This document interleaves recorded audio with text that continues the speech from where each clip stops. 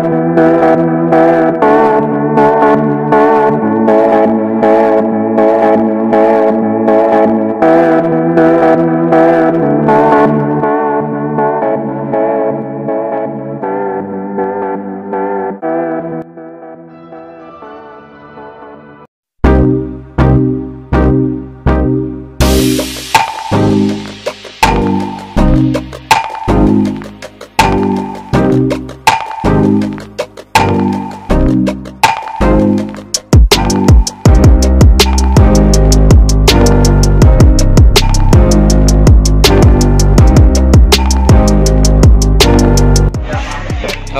pagi, assalamualaikum warahmatullahi wabarakatuh. Kita Sipo Collection sekarang akan mengikuti pelatihan. Ini pelatihan anggrek di DD Orchid. DD Orchid. Ini kita ikuti aturan protokol ya. Jadi jaga jarak, tetap pakai masker ya, masing-masing pakai masker semuanya.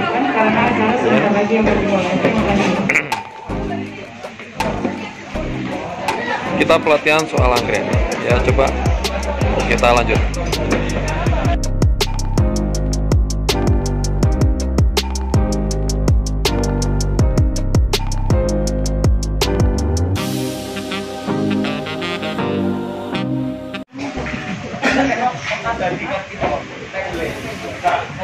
Ini teman-teman kita ikut pelatihan sana Mas Dede itu yang nanti akan kasih ilmunya pada kita. Ini teman-teman campur ya, ada yang dari Kediri, ada yang dari Malang dan lain-lain. Di sini kami juga ada beberapa produk lokal yang kami display di sana, ada dari PSC, dari teman-teman Karang Taruna, Bekerjamu, itu nanti kita duduk semuanya di situ. Harapan kami bisa ini terus berlanjut dan kami terus berkolaborasi dengan Mas Dede.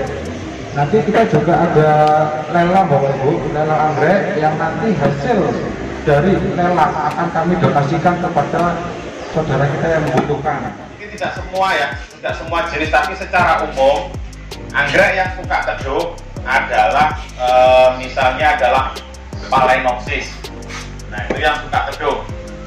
Kemudian yang sedang itu biasanya dari jenis Panda, kemudian juga Cattleya, itu secara umum sedang.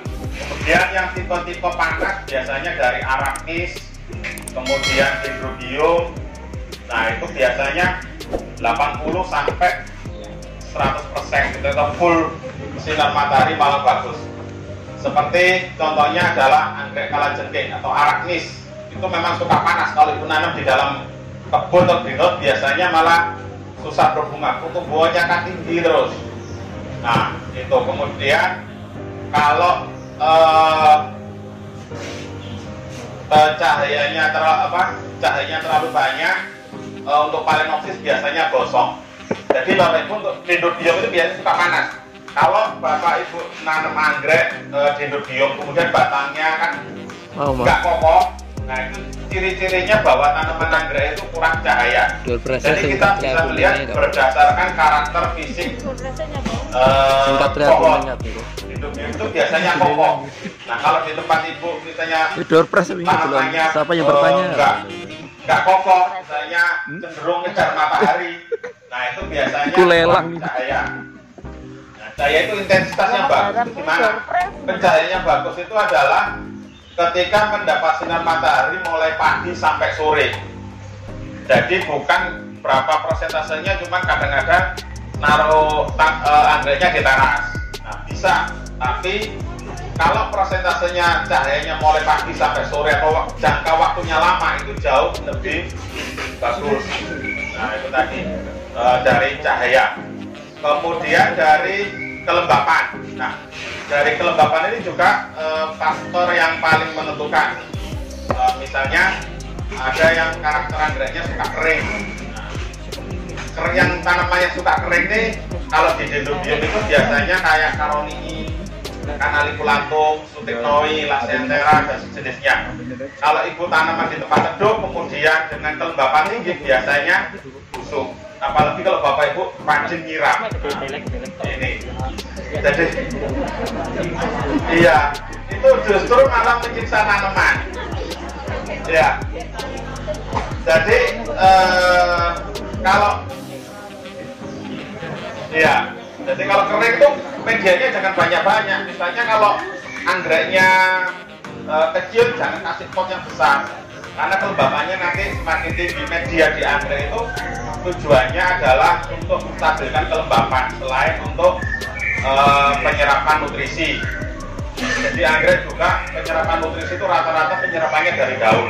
Itu kenapa anggrek itu kalau kita pupuk, kenapa kok pakai pupuk daun, bukan pupuk seperti pada tanaman-tanaman lain, karena penyerapan anggrek, nutrisi anggrek itu penyerapannya paling banyak pada daun.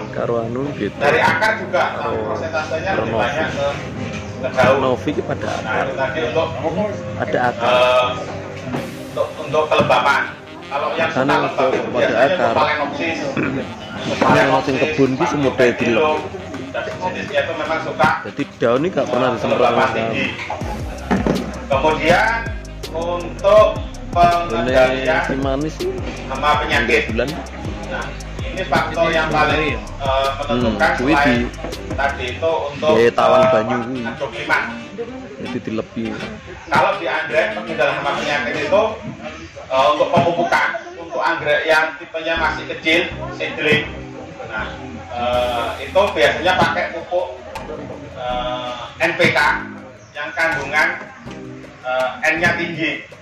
Tapi di awal-awal penanaman sebaiknya kandungan PK tinggi untuk penguatan jaringan. Nah, kemudian kalau remaja juga untuk pemupukan ini, kalau remaja bagusnya pakai NPK rata.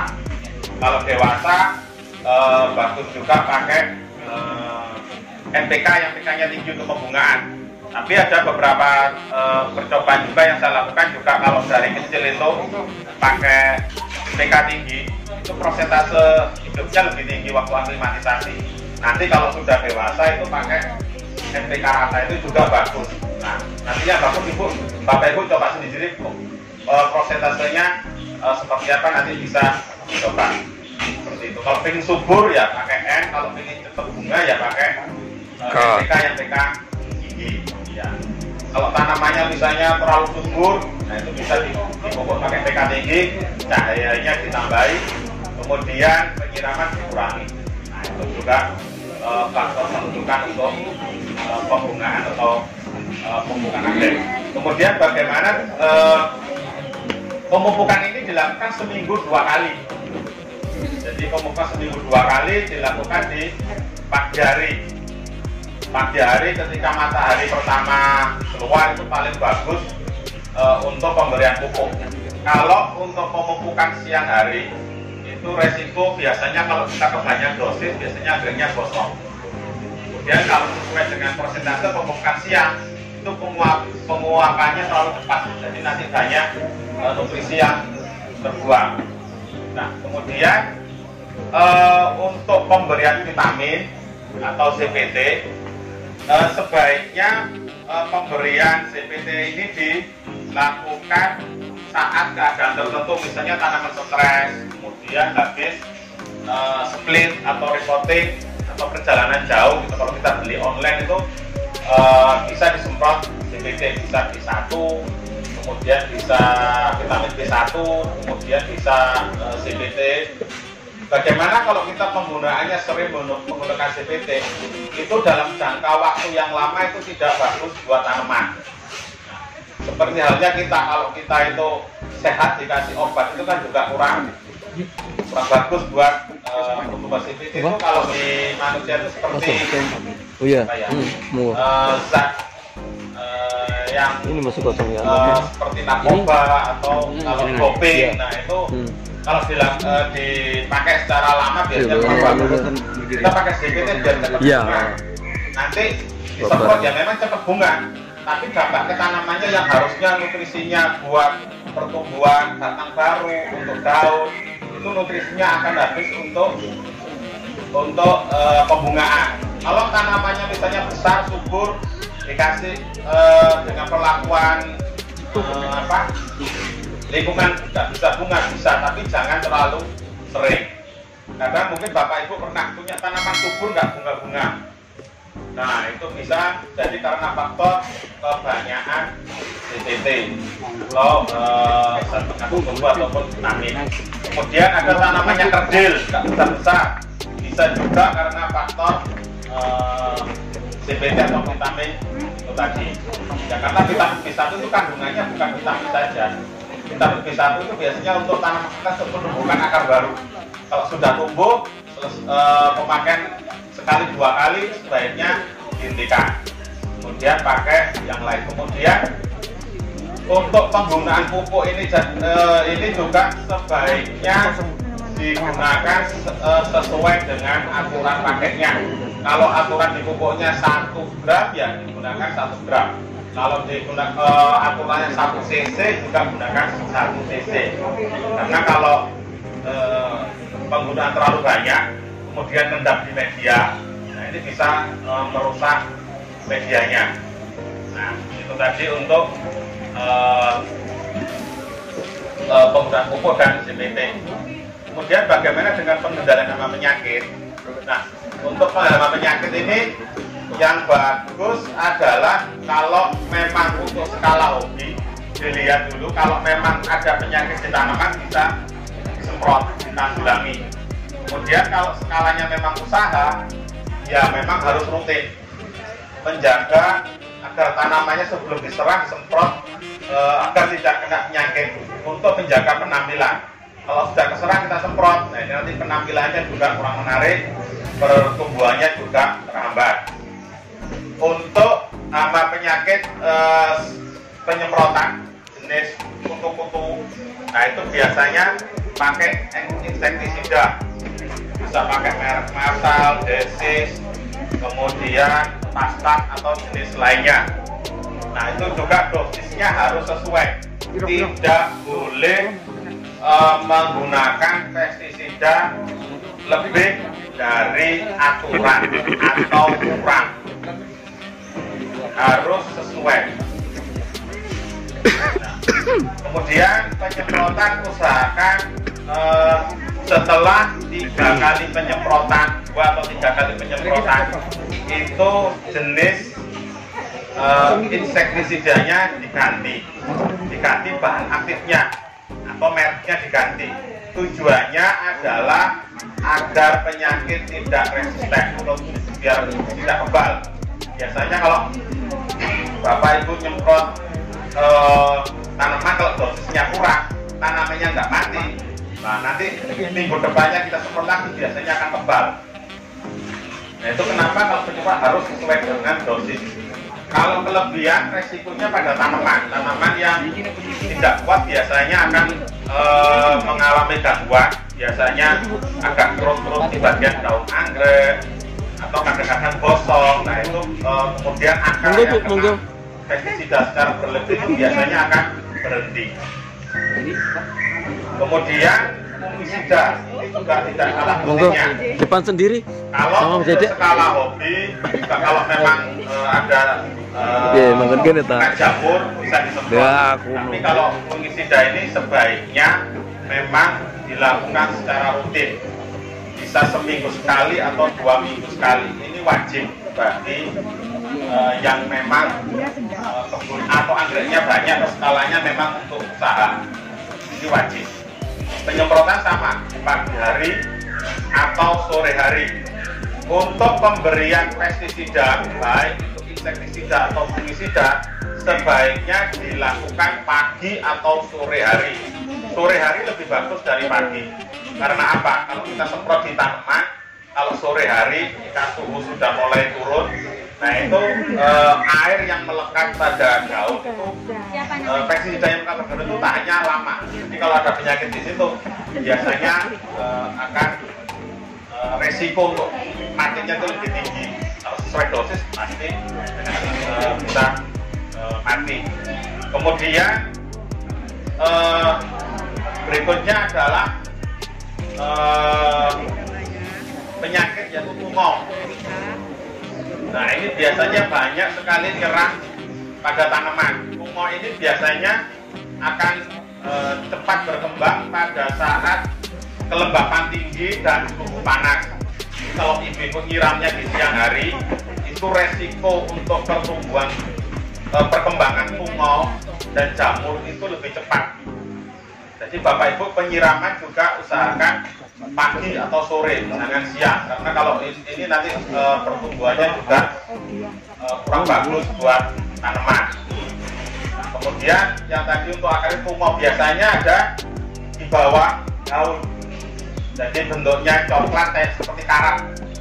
Nah, itu adalah tumor. Tumor itu penyemprotannya dengan akarisida. Jadi kalau insektisida pakai racun biasanya nggak mempan. Nah, bisa jadi harus pakai akarisida. Akarisida bisa mereknya Omid, Samid, atau jenis lainnya. Atau kalau disimpel, Bapak Ibu bisa menggunakan pestisida yang fungsinya dua. Ada yang untuk akarisida dan juga untuk insektisida. Nah, untuk skala rumah tangga atau hama-hama yang memang seperti kutu-kutu yang kutu kebul atau sejenisnya, Ibu kalau memang takut menggunakan pestisida bisa menggunakan deterjen. Nah, itu bisa Sunlight, sabun cuci, Sunlight ataupun Mama Lemon. Bisa. Kalau memang enggak mati baru pakai insektisida. Nah, itu biar lebih ramah maksudnya. Tengok mati anggrek gara gitu. Setelah penggunaan pestisida ini untuk fungisida itu tadi juga harus semua tanaman untuk dosisnya ya. Sabun, Jadi dosisnya kalau memang sabun 1 cuci gram nggak? per liter ya gunakan Sabun 1 cuci gram. pokoknya yang Kalau cair memang loh, bisa Sunlight, pakai Ekonomi, bisa. Mama Lemon.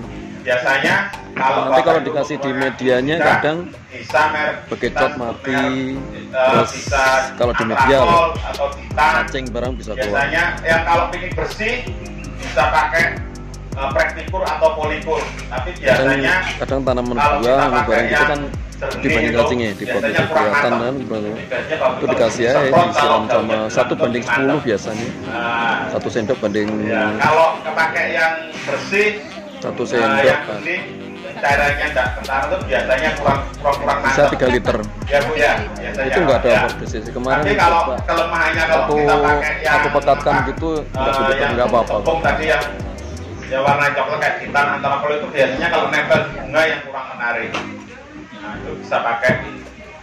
Kemudian seringkali juga dari teman-teman penganggrek juga boleh nggak menyiram anggrek itu? Ini untuk penyiraman ya, berikutnya untuk penyiraman. Penyiraman anggrek yang bagus itu bukan berapa hari sekali, tapi faktor lingkungan yang paling menentukan. Jadi lihat medianya kering apa basah. Kalau medianya masih banyak, masih basah, jangan disiram. Kalau disiram terus-menerus, nah ini akan busuk. Jadi disesuaikan dengan kebutuhan tanaman. Oh, ini medianya sudah mulai kering, disiram. Nyiramnya nggak boleh biasanya pakai nozzle, pakai semprot di kabut. Atasnya aja itu nggak bagus. Nanti pertumbuhan akarnya tidak masuk ke bawah, itu tanamannya kurang kokoh. Jadi kalau nyiram, ya langsung diguyur jadi sampai ke bagian bawah media tanam itu basah. Nah, itu sampai basah. Nanti penyiraman lagi nunggu ketika media sudah mulai kering. Untuk harinya kalau kondisinya panas bisa setiap hari. Kalau jenis anggreknya dan medianya yang nahan airnya lebih lama bisa 2-3 hari bahkan 4 hari sekali. Dan medianya ini masih basah, jangan disiram. Nah, kemudian usahakan kalau Bapak Ibu merawat anggrek di kebun itu usahakan medianya yang sama untuk setiap anggrek. Jadi kalau misalnya pakai media areng ya usahakan medianya areng. Kalau pakai moss, pakai moss. Tujuannya apa?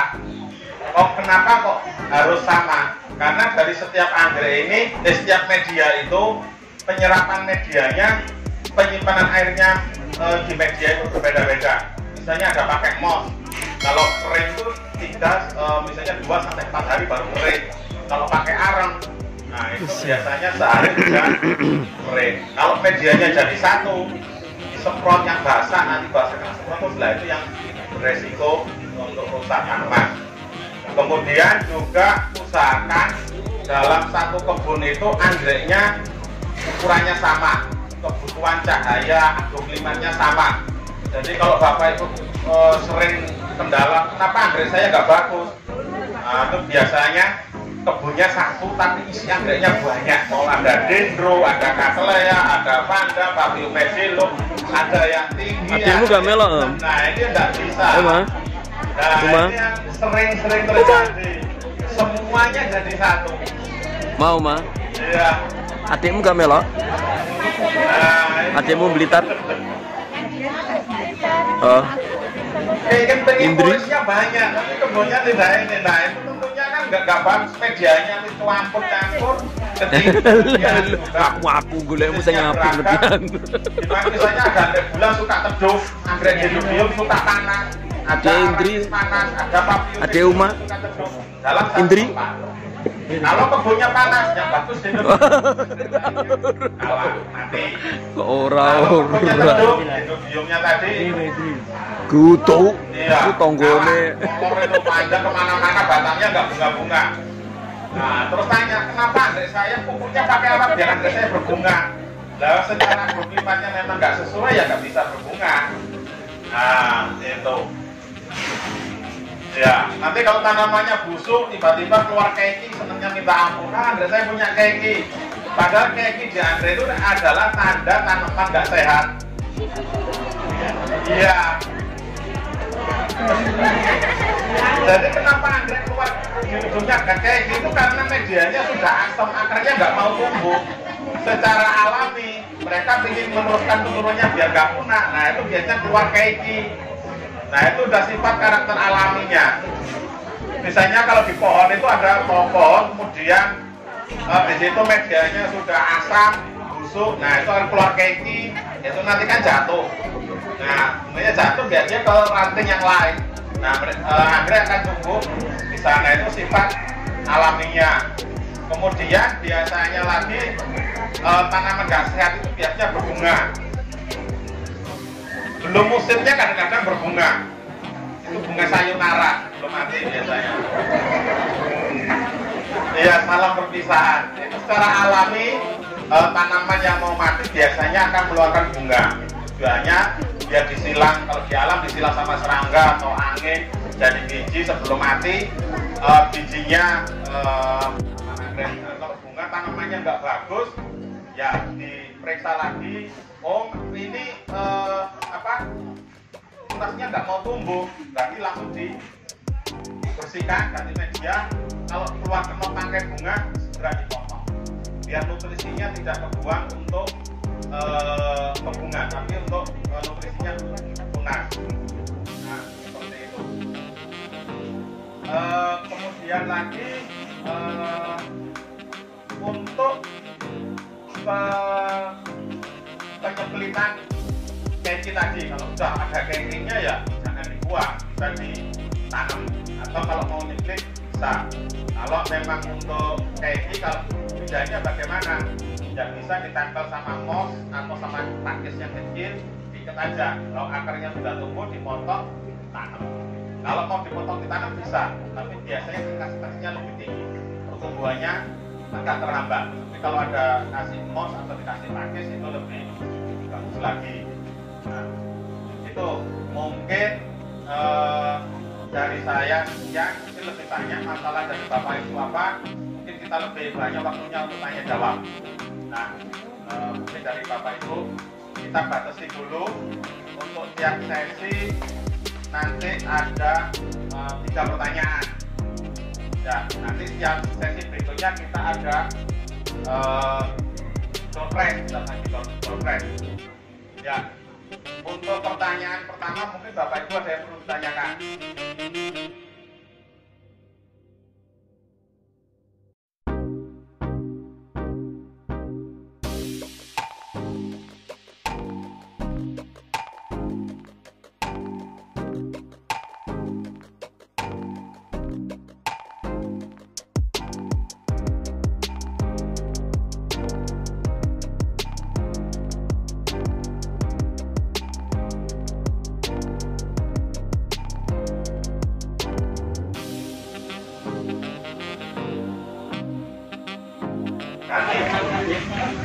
Nah itu biasanya juga resiko juga kalau diganti biasanya agak stres. Jadi sama juga sabut kelapa itu subur, tapi juga cepat rusak. Sama juga dengan kaliandra itu kalau sudah tanaman sudah bunga, kalau seringnya beli di pasar nggak mau tumbuh lagi nanti karena medianya memang sudah harus diganti yang baru. Kalau pengen yang tahan lama biasanya arang dari kayu yang keras, biasanya bisa dari mahoni atau klengkeng atau kayu woki. Usahakan juga jangan ini, kalau disesuaikan dengan ukuran. Kalau anggreknya kecil ya potnya kecil, jangan kalau anggreknya kecil potnya besar. Pengennya biar subur nanti ya kita nggak bagus. Jadi disesuaikan, potnya kecil ya kecil sesuai dengan sebelum tunasnya ini keluar. Kalau jenis dendrobium ya, nah itu masih bisa jangan diganti dulu. Kalau akarnya tunasnya udah mulai keluar dari pot, nah itu bisa diganti. Kalau sebelum keluar dari pot jangan diganti. Diganti biasanya kalau arang itu satu, kalau arangnya bagus bisa 2 sampai 3 tahun. Tapi kalau beli di pasar biasanya 1 sampai 2 tahun harus diganti. Nah, jadi seperti itu harus rutin. Kalau pakai pakis bagus, cuman pakis itu nutrisinya tinggi, jadi juga mudah kena sama penyakit seperti jamur dan lainnya. Biasanya kalau kita pakai sabut kelapa atau pakai cacang pakis, bila tanaman juga kalau dicabut biasanya kan banyak putih-putih itu tumbuhnya dalam pot. Nah itu biasanya memang kena jamur, apalagi kalau kita jarang sekali nyemprot fungisida. Jadi kalau nyemprot fungisida atau insektisida itu yang bagus adalah ke seluruh bagian tanaman, baik daun ataupun akar. Nah itu untuk pengendalian penyakit untuk penyakit pokok tadi ya. Ada lagi Bu, genetik dari tanaman ya. Kalau bunga nggak tahan lama itu juga bisa jadi karena faktor genetik atau lingkungan. Nah ini mungkin ada dendrobiumnya bunganya cuma 1 hari, ada bunganya jam, ada yang bunga sampai 3 bulan, ada. Kalau bunganya lama panjang itu tadi jenisnya jenis anggrek.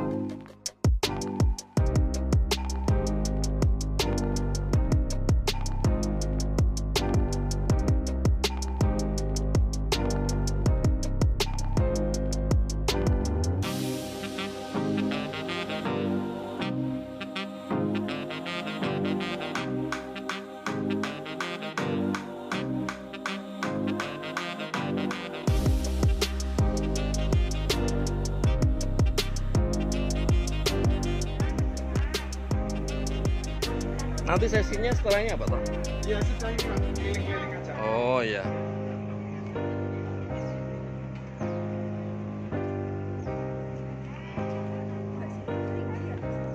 Lepo. Cila. Cila.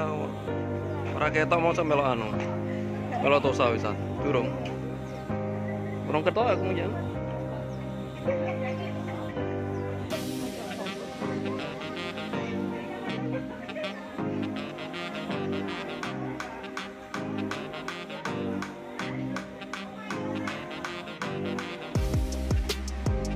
Cekrik.